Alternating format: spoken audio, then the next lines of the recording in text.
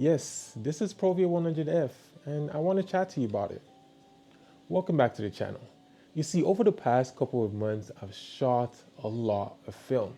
Also shot a lot of slide film. I shot Kodak, Agfa, and a lot of different Fuji stocks.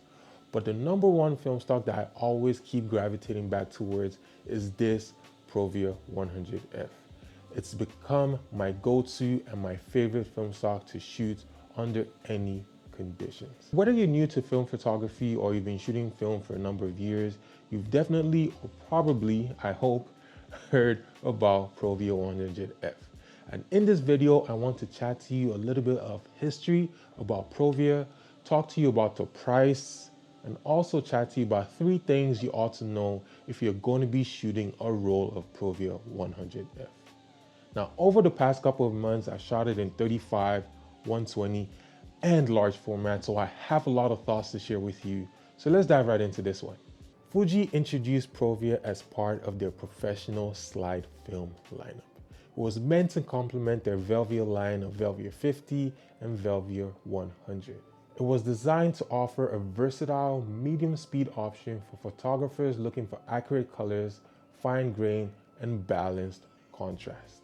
And over the years, ever since Provia was introduced in the 1990s, it's gained a huge reputation when it comes to landscapes, portraits, and even macro photography. Now, I haven't shot any macro photography with this film stock yet, but I'm pretty sure it's gonna give you beautiful results, as you can see here. Provia 100 was part of Fuji's Provia lineup that included 100, 400, and even 1600. If you take a look at the box or the packaging for the Provia, you will see something known as RDP on the positive and also on the box. The RDP3 stands for the 3rd iteration of Provia. Originally, when it was introduced, it was just called Provia 100F.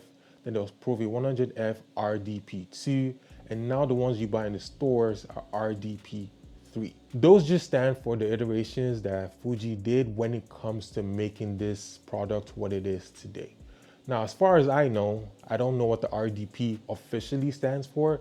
I originally thought it was Research Development Project, but based on the research that I did online, the R stands for Reversal and the P stands for Professional. I couldn't get any consensus of what the D stood for, so if you do know what the D stands for, let me know in the comment section down below. Pause. Provia was designed to fill in the little gaps that Velvia couldn't fill. You see, Velvia is very saturated and gives you more of a warmer tone. And Provia is a little bit of the opposite, which gives you more of a balanced colors, less saturation, and more of a cooler, more magenta tone. When it comes to the RDP2 and the RDP3, I have shot a couple of rolls of the RDP2. Although they were expired, I can't really give you accurate results when it comes to shooting actual fresh RDP2. But when it comes to the RDP2 versus the RDP3, from my research, from my photos, from my shots, what I can see is the main difference is that the RDP2 is a little bit warmer than the RDP3. I truly hope that Provia stands the test of time, but based on the research that I did, no one can fully justify if Fuji still makes this film stock today. And that leads me to my second thing that I wanted to talk about, which is the price. The price. Now, I know everyone complains about the price of film in general, but when it comes to the price of slide films, it's even more astronomical. Now, as of today, in December of 2024, if you wanted to pick up a roll of Provia 100F in 35mm, you'd be looking at $45 Canadian. If you wanted to pick it up in medium format, you'd be looking at least $35 to $40 Canadian per roll. And if you wanted to pick it up in 4x5 or 8x10, you'd be out of luck because it's not available in stores. You can definitely find it on Facebook Marketplace or on eBay, but they will be very, very expensive. Now, the price of these slide films is due to a number of different reasons that I can't really get into in this video, but slide film has always been expensive as long as I've been shooting film, so the price is always going to be high.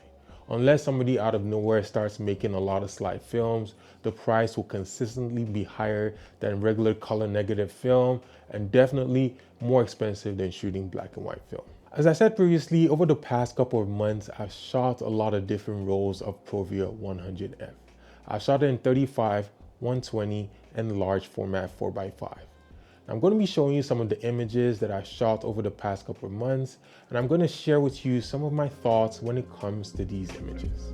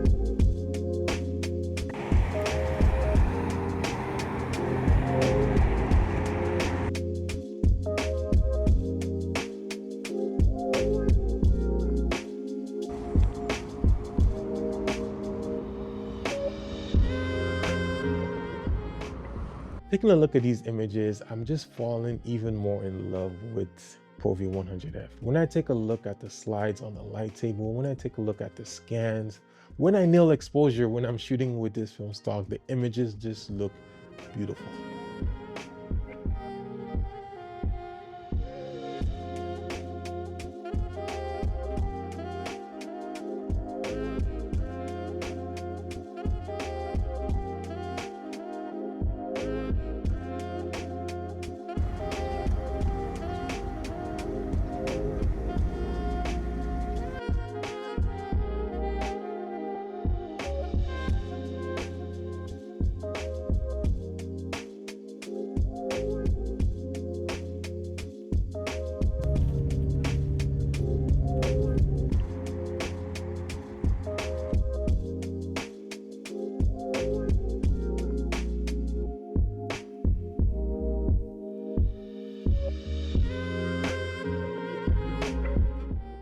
Now let me chat to you about a couple of things you ought to know if you're thinking of picking up a roll of Provia 100F. The first thing being that it's a slide film. Now what I mean by this is that when you're shooting slide, it uses a different chemical process to develop it. When it comes to developing at labs, most labs end up charging more, or you have to wait a longer period of time to get your E6 back. That's mostly because not a lot of people shoot E6, so the chemistry is very, very precious. So a lot of labs wait to get a lot of rolls in before they develop all of them at once.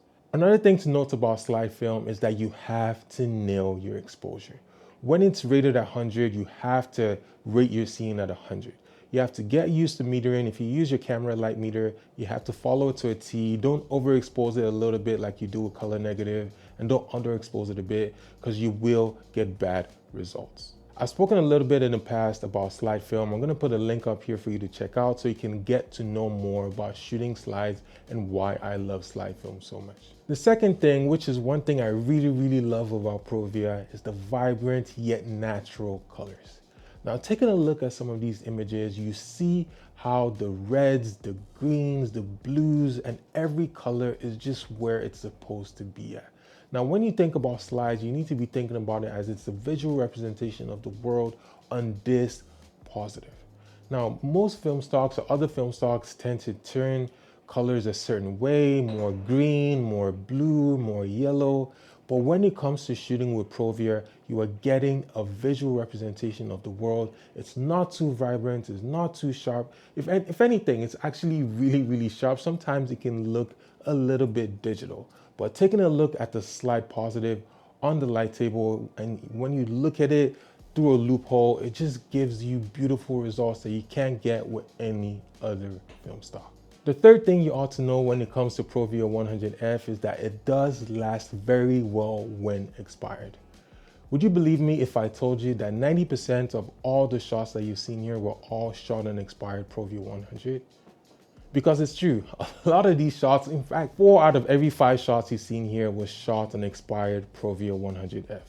Most of them expired in 2009, some of them expired in 2016, but they were stored very well from the people that I bought them from, and I did get beautiful results shooting them at 100. I shot all of them at box speed, and I got very good usable results. Now, I can't say this for every single roll of expired Provia out there, but you should know that if you buy a roll of expired Provia 100F that has been stored properly, you can feel safe shooting it at box speed. Now, the reason why I buy and shoot a lot of expired Provia 100F, because the first reason is that I love shooting expired film, but Provia is very, very expensive to buy and store fresh, brand new from places that do have it in stock. You can be spending upwards of $40, $50 per roll. Now, the ones that I get expired are usually about $20, $15 a roll, and the people are usually willing to give me a good deal if I buy in bulk. Now, when it comes to shooting expired film, there's definitely a lot to take into consideration. But in my experience, if it's stored properly, that's in the fridge under cool temperatures, not in the garage under hot temperatures, you will get good results shooting it at box speed. Over the past couple of months, I've spent a lot of time shooting so many different types of slide films. And as I said, Provia has come up there to become one of my favorite film stocks, if not my favorite film stock overall. And that's because of the beautiful colors, the consistency, and the challenge that it brings to you when developing and also when shooting. Provia is definitely up there, and I truly, truly hope that Fuji keeps making this film stock and it doesn't become extinct. I'm definitely going to be stocking up on it because I'm not sure if Fuji's going to keep making this in the future. But if we do ever get to a point where Provia doesn't exist anymore, I'll be really, really sad. Let me know in the comment section down below what you think about these shots. Let me know what you think about Provia in general. Have you shot it before? Is there any hesitation you have about shooting this film stock? Let me know in the comment section down below.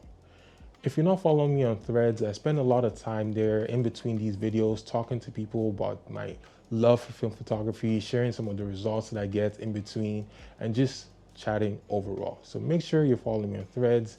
And in order to support this channel, I'm going to have some links below for you to take a look at if you want to support your boy. Until next time, make sure you stay safe, make sure you shoot film, and I'll catch you in the next one. Bye. Yeah.